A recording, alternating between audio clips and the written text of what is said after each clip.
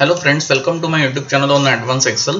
Today we are going to see a two-way VLOOKUP, and here is my database which consists of student's name, then type of exam and marks. Now exam types are three: unit, mid and annual, and there are 6 students. So this type of exam, each type of exam is appearing 6 times, and each student's name is appearing for 3 times in the student name, and we want this database to be plotted in this manner where students name are across the rows and type of exam are across the column, so that so as to make that database a little more meaningful.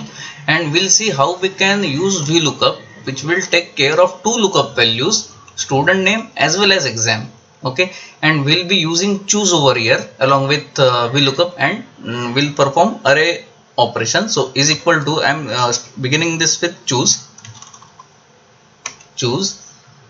always asks for index number, so in curly brackets I'm giving 1 comma 2, and this 1 will consist of, in this first column we'll have a lookup value, and we'll combine the student name along with exam, but we are performing array operation. So I'm selecting the student name entire range or array, hitting F4, then I'll say and into quotation mark dash, again quotation mark complete, again and we'll join this with the exam type so as to make that unique record for the purpose of VLOOKUP. So this is my exam type, hitting F4.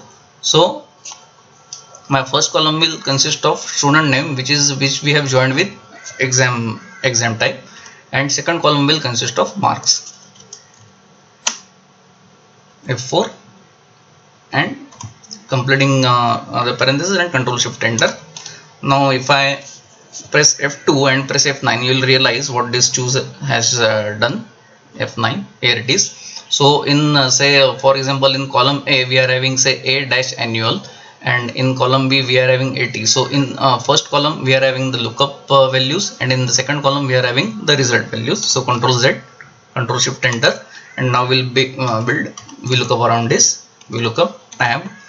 And again in VLOOKUP we are going to combine this student name along with the exam type. So I am hitting F4 3 times to lock the column, and again into quotation mark dash, again and this is my type of exam.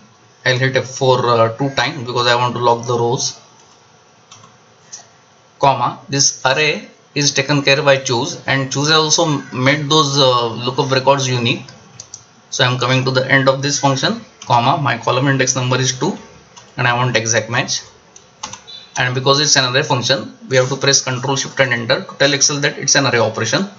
Control Shift Enter 70, and simply copy this. Control V, we'll copy it to this mid exam type. Control C, copy it down. Control V, and we'll copy this to annual. Control C, copy it down.